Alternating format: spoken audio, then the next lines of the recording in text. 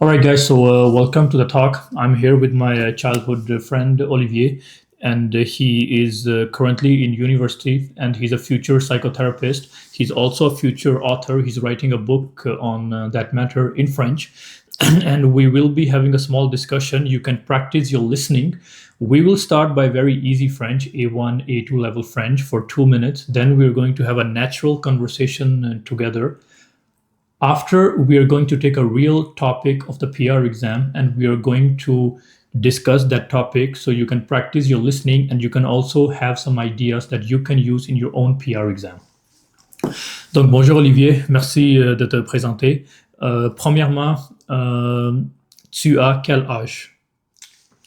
En ce moment, j'ai 28 ans, puis prochainement 29 ans, donc au mois de janvier. Parfait. Tu habites dans quelle ville? J'habite à Laval, donc c'est dans la grande région de Montréal. Depuis combien de temps tu habites à Laval? Ça doit faire près de 26 ans. 26 ans. Ouais, 26 ans, ouais. Tu habitais où avant? En fait, j'habitais à Montréal-Nord, donc c'est à Montréal, puis là, présentement, je suis à Laval, donc c'est proche, mais c'est deux réalités différentes, on va dire. OK. Est-ce que tu as des frères ou des sœurs? Oui, j'ai 2 sœurs et un frère. Tu as 2 sœurs et un frère. Est-ce qu'ils sont plus grands ou plus petits? Oui, en fait, ils sont tous plus grands. Je suis le plus jeune de ma famille, donc... OK. Et qu'est-ce que tu aimes faire dans ton temps libre? J'aime beaucoup écrire. J'aime beaucoup aussi lire sur des sujets comme la philosophie, la psychologie, comme tu le sais, là. Donc, c'est ça. J'aime aussi des jeux vidéo dans mes... c'est plaisant. Donc, OK. Et combien de fois par semaine tu vas à l'école ou à l'université? ouais, je te dirais que présentement, je suis beaucoup dans la rédaction de mon mémoire, donc une thèse, on va dire. Donc, j'avais pas souvent à l'école, peut-être une fois par semaine, mais je travaille beaucoup de la maison. OK, tu travailles de la maison. C'est ça. Parfait. OK, so now we're going to go to the natural talk. We're going to talk about his studies and his book. Donc, Olivier, je pense que depuis que je te connais, depuis que nous sommes jeunes, tu as toujours été intéressé dans la psychologie et philosophie. Oui. C'était quand le moment? C'était quand le moment, when was the moment, quand tu as décidé de poursuivre une carrière dans la psychologie? Oui. Donc, ici au Québec, Canada, donc on est à l'école secondaire jusqu'à nos 17 ans. Puis moi, j'ai jamais aimé l'école. Donc, c'est surprenant quand on dit que présentement, je fais une maîtrise, mais j'ai jamais aimé l'école. J'avais pas d'intérêt. J'aimais aucun de mes cours. J'allais parce que j'étais forcé, puis je voulais mon diplôme. Donc, le moment que je pourrais dire, c'est que c'est rendu au cégep, donc le pré-universitaire. Donc, c'est comme un 2 ans avant de rentrer à l'université. So here what he's saying is that he never really liked school. He never really liked school. He didn't like going to school, and he decided right before the university. Donc, ouais, c'est ça.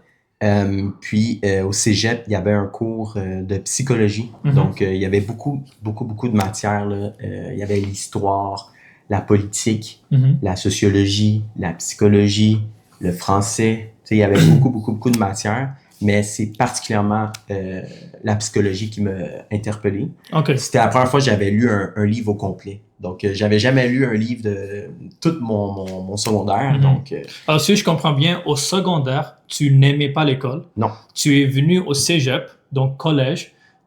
Tu as eu un cours de psychologie et tu as aimé la psychologie et tu as décidé d'aller vers la psychologie. OK. Ouais. Maintenant, ton livre, pourquoi tu as décidé de commencer à écrire un livre? So here I'm asking him why he decided to write a book. C'est une très bonne question. En fait, j'ai commencé à écrire ce livre-là il y a environ 2 ans, mais c'était des idées que j'avais bien avant tout ça.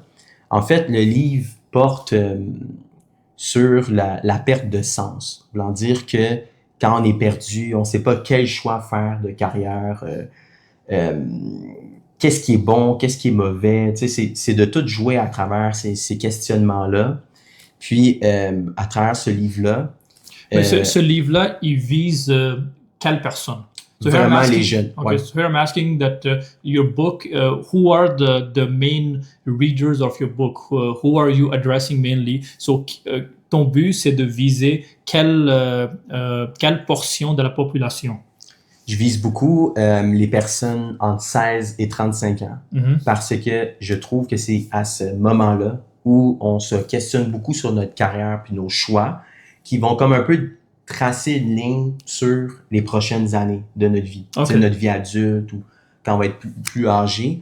Donc, moi, j'ai compris que les personnes sont beaucoup stressées dans ces moments-là. Ils ont beaucoup peur. Ils se sentent pas bien. Donc, moi, j'ai écrit un livre pour que ça soit un outil pour bien apprendre à se connaître, pour mieux décider, pour mieux choisir. Et si, admettons, si tu es capable de me résumer en 15-20 secondes, quel est le meilleur conseil que tu donnerais aux gens entre 16 à 35 ans pour faire un bon choix pour leur avenir? Très, très bonne question. En fait, je dirais, choisis qu'est-ce que tu aimes faire, mais assure-toi que c'est réellement ce que tu aimes. Puis ça, c'est pas toujours facile. OK, so choisis qu'est-ce que tu aimes faire. So choose what you like to do, but make sure that you really love. OK. Yeah. So, mais j'imagine que dans ton livre, tu vas expliquer comment connaître toi-même et comment savoir qu'est-ce que tu aimes réellement. Oui, c'est ça. OK, parfait. Écoute, c'était un plaisir de te parler. Now we're going to go to the exam topic. All right, guys, so now we're going to start the PR exam topic. So in the part C of your PR exam, which is the most difficult, they are going to give you a random topic and you will have to speak for about 5 minutes on that topic. So I'm going to share the topic with Olivier. He doesn't know it yet, but the last student in my school who gave the exam, her topic was that the technology is taking more and more place in our personal life. Is it a good thing or a bad thing? So I'm going to give it this topic to Olivier and we're going to discuss. Exactly like in your PR exam. So Olivier, les outils technologiques, ils prennent de plus en plus de place dans notre vie personnelle. Selon toi, est-ce que c'est une bonne chose ou une mauvaise? C'est une excellente question. Je crois que c'est bon et ça peut amener du mauvais aussi. On pourrait aller un peu avec l'intelligence artificielle, là, qu'en ce moment, ça l'explose beaucoup puis que ça prend de plus en plus de place dans nos vies. J'aurais tendance à dire que pour le côté médical, donc pour les soins de santé, je pense que et la recherche, c'est vraiment fantastique. Je crois que ça va juste propulser, puis ça va faire des connexions entre les recherches qu'on n'était pas capable de faire auparavant. Ok, ça c'est le point positif. Donc le point positif de la technologie, c'est sur la santé. Sur la santé. Sur la santé. Quel va être le point négatif? Sur la santé? Ben, pas sur la santé, en général. En général. Je crois que si on peut aller un peu plus dans le domaine de l'éducation, je crois que pour les personnes qui commencent à se former, donc les jeunes personnes, ça pourrait être mauvais comme ça pourrait être bon. Donc c'est tout. Mais pourquoi ça pourrait être mauvais pour les jeunes? Dans le fond, tout est dans l'utilisation de l'outil. Donc, je vais juste le résumer ici. So here, what he's saying that the technology, it can be very, very good for the health system, for example. It can have many benefits on the health system in general, on the research. But the negative points, it can be on the children, especially in the case of education. And now I'm going to ask him why he thinks that. Alors, pourquoi tu penses que les jeunes, ils peuvent être à risque concernant la technologie? Surtout dans l'éducation. Ouais, ben comme je l'ai mentionné, c'est un peu comme dans l'utilisation de l'outil. On pourrait le voir comme un marteau. Hein. Avec un marteau, je peux réparer quelque chose ou je peux détruire quelque chose. Donc, c'est vraiment dans l'utilisation. Puis, et par là, ce que je veux dire, c'est que si, par exemple, je demande à l'intelligence artificielle ou à la technologie de réaliser le travail pour moi, alors là, je suis comme dans une paresse intellectuelle et je ne peux pas apprendre. Tandis que si j'utilise l'intelligence artificielle pour consolider, donc pour améliorer ma compréhension des notions, là, on parle c'est un propulseur. On pourrait dire en anglais Skyrocket. Skyrocket. C'est Ok, toi, tu dis que les étudiants, les élèves, ils peuvent prendre la technologie et demander à la technologie de faire leur devoir, alors ça va leur rendre plus paresseux. C'est ça. So what he's saying is that the students, they can use the technology to do their homework, and that can make them lazy, intellectually lazy. Ok. Est-ce qu'à part ça, ça serait quoi la solution selon toi, alors, dans ces deux cas-là?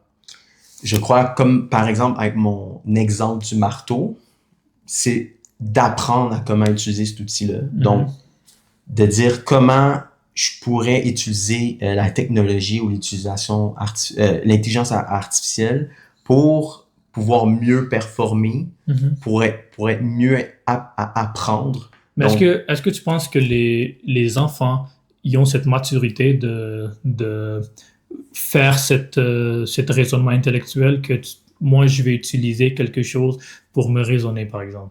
Oui, ben c'est ça, tu touches un excellent point. En fait, je pense qu'on revient encore à l'éducation des parents et de l'école qui doit venir soutenir puis sensibiliser sur le fait que justement, ça pourrait te nuire si tu l'utilises pas bien, mais ça pourrait vraiment t'aider si tu l'utilises bien. Donc, à la fin de la journée, si l'enfant n'est pas bien entouré, il n'a pas un bon soutien, probablement que, oui, là, l'utilisation de la technologie puis de l'intelligence artificielle va être néfaste pour lui.